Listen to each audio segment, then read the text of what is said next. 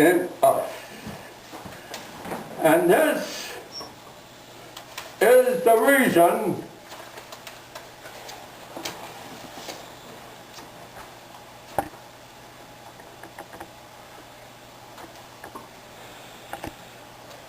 that we're in one big mess. Because this has become clogged up, but with ice. We have all these Ponzi schemes out there. We have all these corporate controlling us.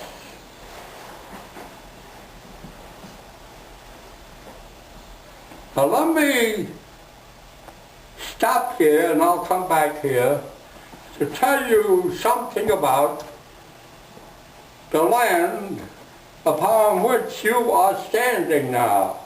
When I was born in 1911, this was considered Brooklyn, Kings County, Coney Island, period. It had nothing to do with the city of New York. But eventually the city wanted this county,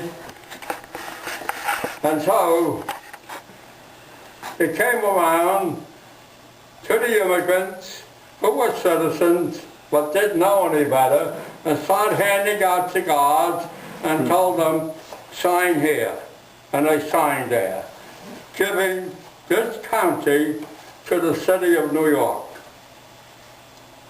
We were not the city of New York. We were Coney Island. And you know what the word Coney is? It's a rabbit.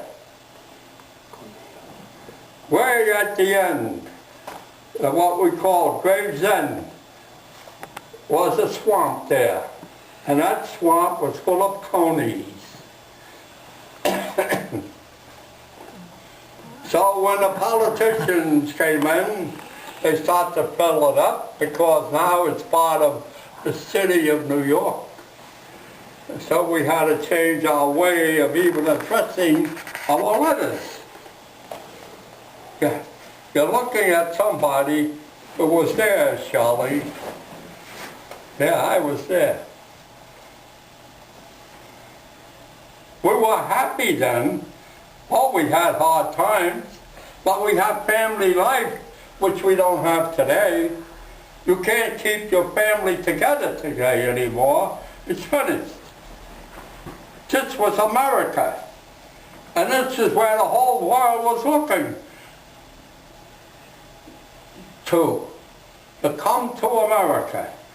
And it continued. And still today, whether you like it or not, all of Europe, all of Asia, all of everything else, South America, looks upon the United States for salvation.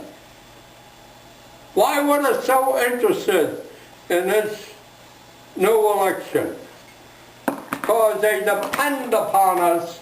Something is telling them that we here in Kings County, never mind New York City, Kings County, we are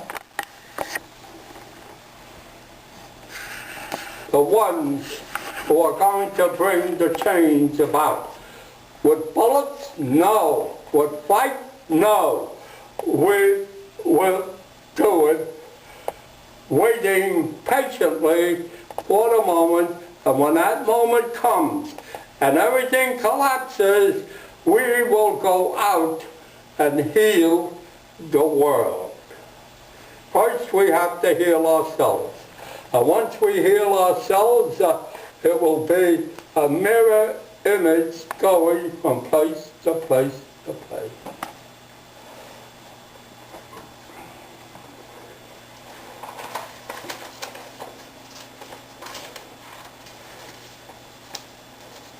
Now here I have a paper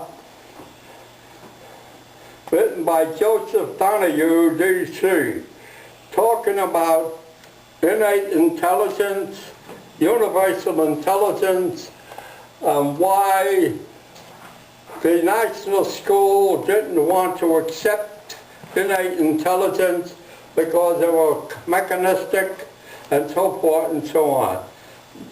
D.D. had a job trying to explain it, and then he explained it to the best of his ability.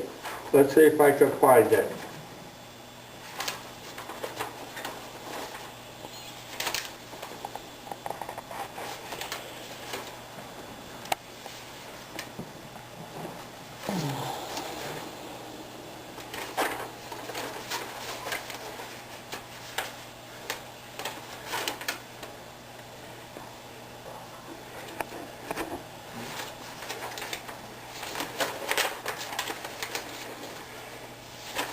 Innate intelligence is God's universal intelligence, the life force of creation.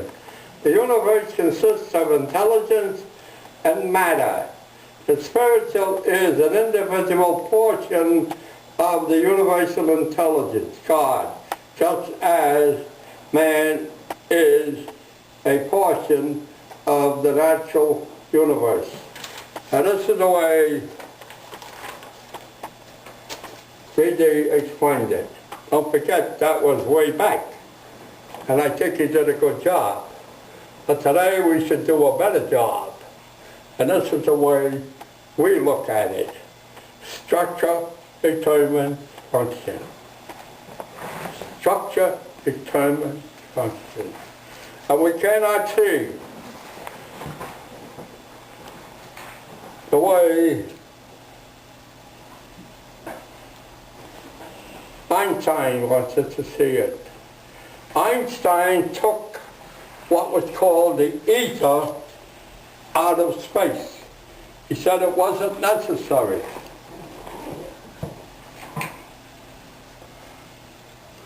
Prior to that, people, scientists, philosophers, called that out there ether.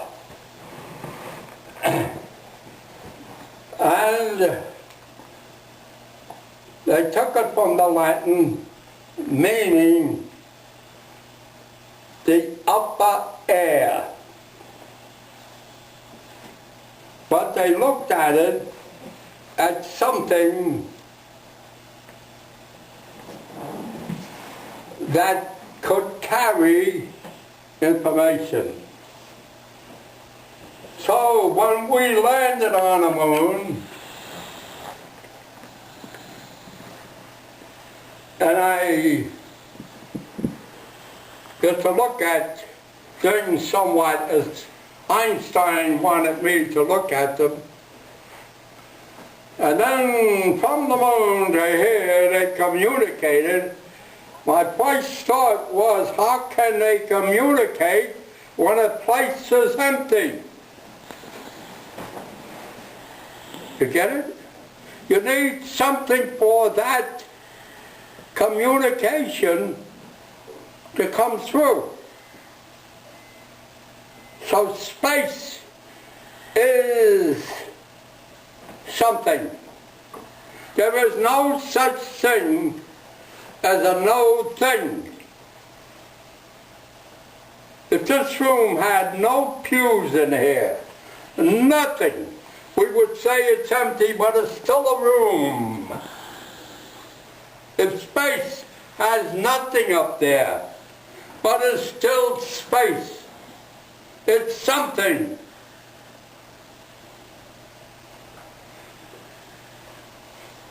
Now, remember what I told you. We have spring, summer, autumn, winter. Spring is to sow. Where do we sow? In the sunlight, or do we sow in the dirt where it's dark? So spring is dark. Summer is dark. But from the darkness comes a little stem, and then it goes into whatever you have sown.